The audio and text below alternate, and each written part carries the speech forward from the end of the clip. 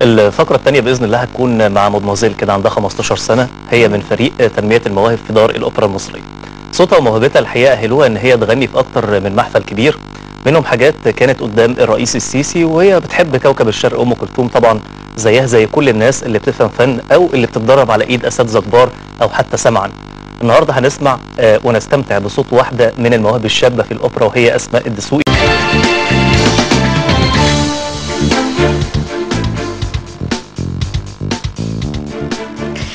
معانا واحدة ما بتخافش واحدة من أعضاء فريق تنمية المواهب بدار الأوبرا المصرية، صوتها وموهبتها حلوين قوي، وإن شاء الله هيأهلوها إن هي غنت اوريدي في محافل كبيرة، كان منها طبعا قدام الرئيس عبد الفتاح السيسي في مناسبات مختلفة. سنها صغير بس بتحب كوكب الشرق أم كلثوم. ضيفتي أسماء الدسوقي عبد الحق، اهلا بيكي يا اسماء. اهلا بيك. عامله ايه؟ الحمد لله. انتي ما بتخافيش؟ لا. ولا بتتكسفي؟ لا برضه. صح؟ لا. دي احلى حاجه. حاجه كويسه. دي حاجه كويسه في الشغل يعني. الحمد لله. تمام. صح؟ طب هتسمعينا ايه؟ سمعكوا على طول كده. يلا بقى. تحبي قديم؟ اي حاجه اللي انتي حباه. تسمعينا ايه للست؟ للست. بس اغنيه ما تعيطش، يعني اي اغنيه كده حلوه كده. حاضر. عندي اغنيه بهديها للدكتور عبد الوهاب السيد ودكاتره تنميه المواهب. طيب يلا. انساك ده كلام، انساك يا سلام، انساك ده كلام، انساك يا سلام، اهو ده اللي مش ممكن ابدا ولا افكر فيه ابدا، ده مستحيل قلبي يميل، ده مستحيل قلبي يميل ويحبهم غيرك ابدا ابدا، اهو ده اللي مش ممكن ابدا. الله جميل قوي. انت بتغني وانت صغيره قوي صح؟ يعني ابتديتي تغني وانت من وانا عندي 3 سنين ونص. 3 سنين؟ هي العيله عيله فنيه ولا انت كده طالعه لوحدك؟ طبعا بابايا رسام وخطاط في الدقهليه طبعا مشهور. وخاله كمان منشد ديني. والله ما شاء الله. ايوه لازم يكون حد في العيله صوته حلو. صح؟ طبعا. ومامتك بتغني؟ لا ماما ربة منزل. بس لا انا قصدي ان صوتهم حلو في البيت، مش شرط يكونوا طلعوا. لا برضه. وبيغنوا. بس بتشجعني، يعني اهلي احسن حاجه فيهم ان هم بيشجعوني، بيدوني دفعه لقدام. ما بيخلونيش مثلا محتاجه حاجه، يعني مثلا لما اكون يعني ما بينتظروش ان انا اطلب منهم ان انا اروح الاوبرا او اروح هنا او اروح هنا، هم بيودوكي ومؤمنين بموهبتك. وبعدين انت بتيجي من محافظه كمان صح؟ مش كده؟ بتيجي من المنصوره. فده قد ايه يعني كتير مجهود على ممل جدا والله. صح؟ بس باباكي مؤمن بيكي، انا شفته قبل كده صح؟ كان عنده استعداد يعني ان هو يبقى معاكي لحد اخر المشوار بس عشان اسماء دي تبقى نجم، لان هو مؤمن بموهبتك قوي. طبعا انا صح؟ بحب اشكره جدا يعني. سواء هو او ماما او عيلتي يعني بحب اشكرهم جدا وبقول لهم بعتز بيكم جدا. ان انتوا يعني المفروض لو حد غيركم يقول لا لا انت بنت، المفروض انت ما تروحيش محافظه ثانيه، ما تروحيش هنا، ما تروحيش هنا. انت يعني فكره انك بنت دي بتخلي ناس كتير قوي تتكلم او يتعرض لك مواقف كتير. حصل لك كده؟ لا ليه لا. حصل لك كده قبل كده؟ حصل لي كتير، وقالوا لي انت ازاي بنوته وصغيره كده وفي سنك ده بتسافري لوحدك. كنت بتردي تقولي ايه بقى؟ كنت برد اقول ايه يعني؟ تغني ما ترديش؟ لا مش حكايه بغني وما بردش، انا برد عليهم واقول لهم بابا واثق فيا، كفايه الكلمه دي. لا يعني هو لو مش واثق فيا ومش مؤمن بموهبتي عمره ما هيعمل كده. صح كده. يعني هو لو شايف ان مفيش امل في الموهبه دي هيقول لي خلاص ما انت تقعدي في البيت زي وكان يسمع كلام الناس، او ممكن كان يسمع كلام الناس ويتاثر بيهم يعني. اكيد طبعا. بس هو ارجع تاني وبقول لك ان هو لو مش مؤمن او مدرك موهبتي وعارف ان اخرتها كويسه ما كانش هيعمل كده معاكي. ما كانش هيعمل كده، ما كانش هيروح يقدم لي في دار الاوبرا، ما كانش هيقدم لي في ندوات، في حفلات. صحيح. ما كانش هيمشي في اي حاجه كويسه ليا. طيب في الدقهليه او غيرها. احنا هنطلع فاصل وهنرجع بعد الفاصل نكمل معاكي ونسمع بقى غنى اجمل. اوكي اتفضل.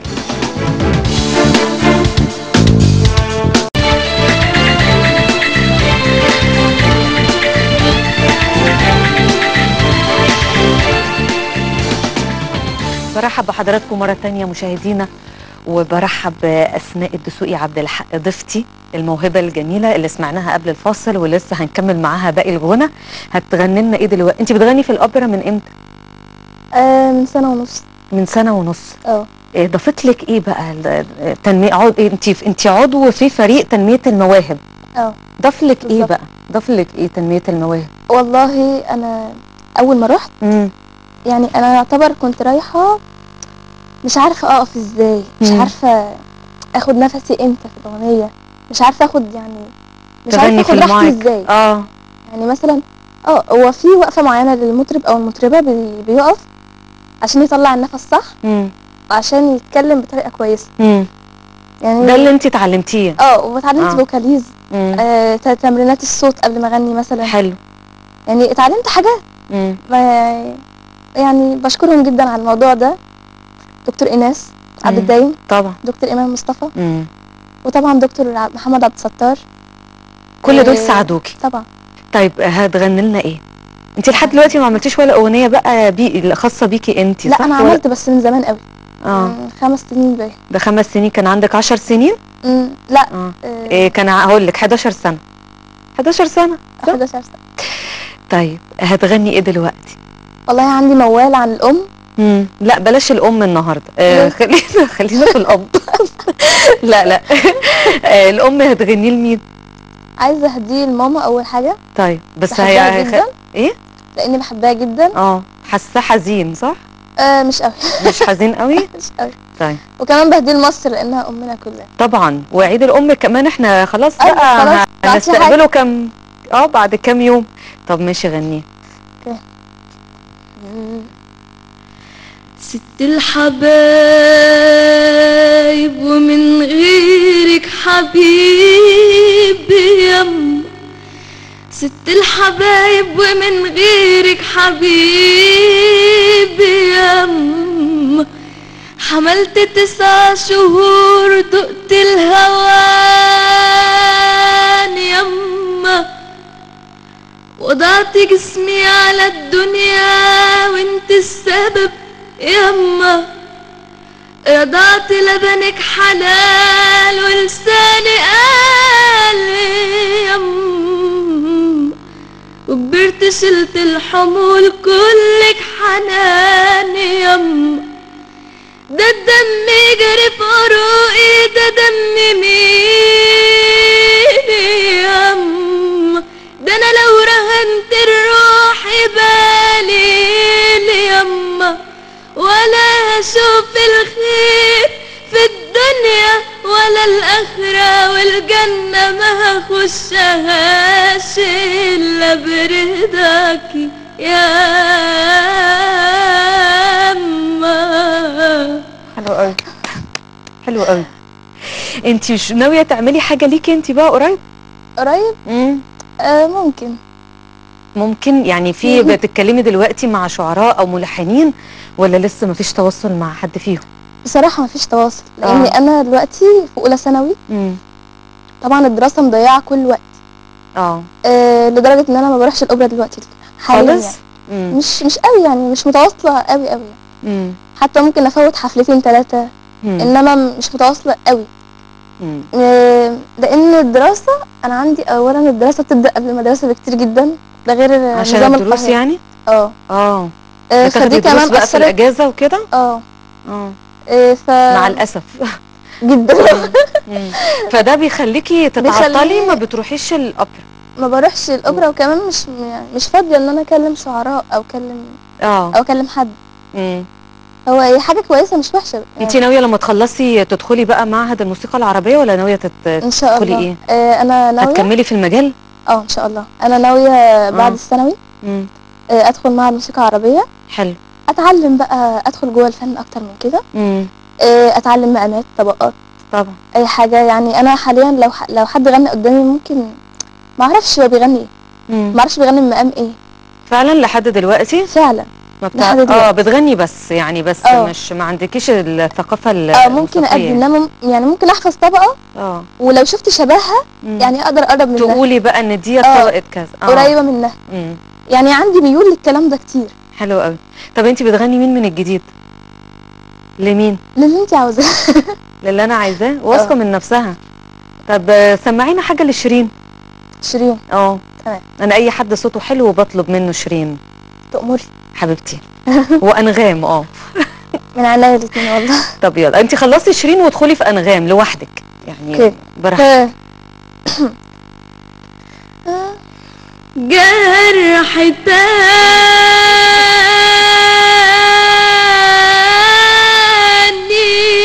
تاني هو قلبي لسه طاب من الاولاني، اروح له تاني